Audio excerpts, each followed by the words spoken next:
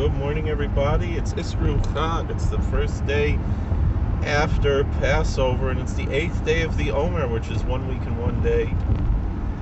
And there was something that I had seen over Chol HaMoed. I think maybe even I saw something about it before Yontif, and I was thinking whether or not I should spend some time talking about this, and I felt like I wanted to stay away from politics throughout Passover and wait till Passover had passed over before we discuss this, although it was an issue that was pertinent to Passover, so it might be a little late that I'm talking about this, but I understand that it's something that's important to talk about, in my opinion. And also I did some research to see two different sides of the issue before I took an answer. So in any event,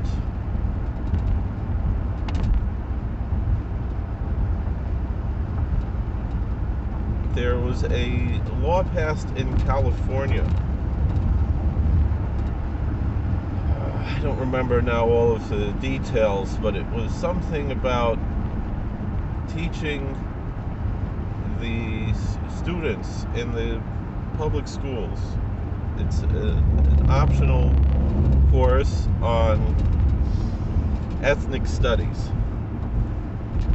And I've heard that they did not include Jewish communities and did not include Asian communities in this, but I've heard different conflicting reports whether or not they included these communities. But the fact that there's even a claim that they did not include those communities also is somewhat of a red flag.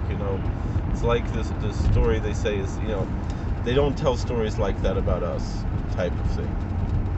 Whether or not it's true, the fact that even such a story is told, it's believable, and there's an issue there with that. In any event,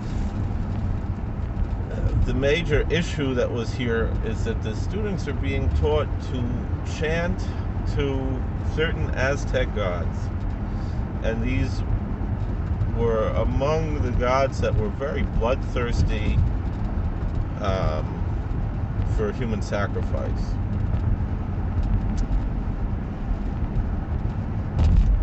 So that's and the ideology that's being brought forth here was called a reverse genocide. Doesn't mean that they're seeking to necessarily make a genocide against Christians, but what they're essentially saying is that they want to,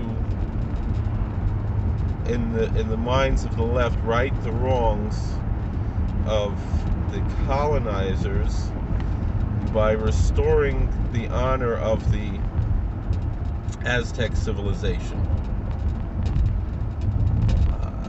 And also the argument, the defense that those on the left have made about this was that they are not treating these as gods, but they are treating them as more ideas.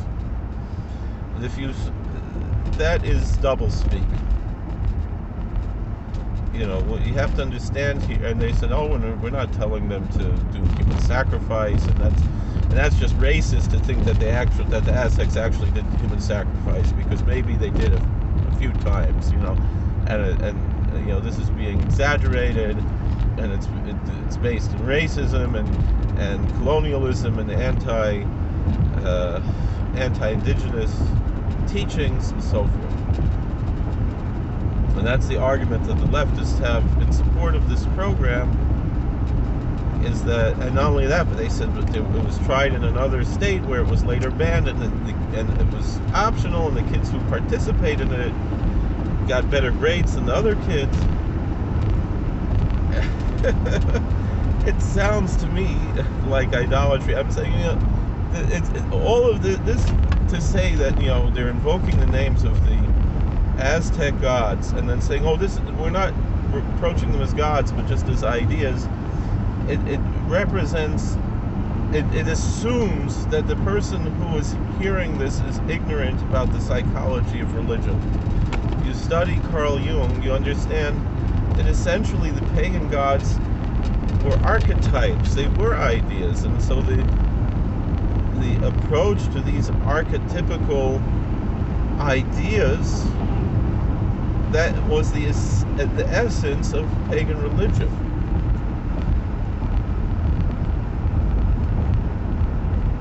But I do want to talk about something that's dangerous about this, particularly when we're talking about gods that are, or so-called gods that are related to human sacrifice. When we see that, it's what the Nazis did.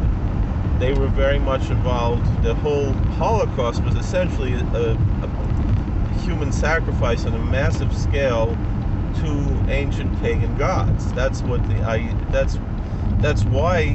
the Nazis invested more money in the Holocaust, in murdering innocent human beings, than in their war effort, because that was their war effort. The understanding of the Nazis was, in their neo-pagan ideology, was that they would gain energy by murdering innocent people, particularly Jews, that was the sacrifice that these demons were seeking. And so too in certain cults. That's not to say necessarily the whole Aztec culture was built on that, but these particular demonic forces they request human blood and human energy in order to survive. That's their food. And so we see in the Bible, in the book of Psalms, chapter 106, verse 37, it says, "V'yizbechu es b'neihem es b'nei sehem lashedim." It says, and they sacrifice their sons and daughters to demons. That is what we see here, is that the sacrifice to the demons, it's not, maybe they thought of them as some kind of gods or energy bearers or something in the Canaanite tradition, but these were Shadim. Now, Shadim doesn't necessarily mean demons, doesn't necessarily mean the minions of Satan in the mythological Western Christian ideology, but they're probably more like how the Eastern, like the Middle Eastern, the Muslim societies and other Arab societies talk about the jinn.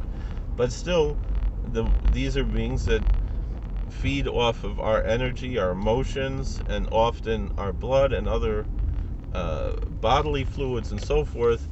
That's how they exist. Just, they see us more or less as cattle, and so they convince people to engage in these things in order to get whatever energy it is. Doesn't necessarily have to be through killing, but it could be, but other ways as well.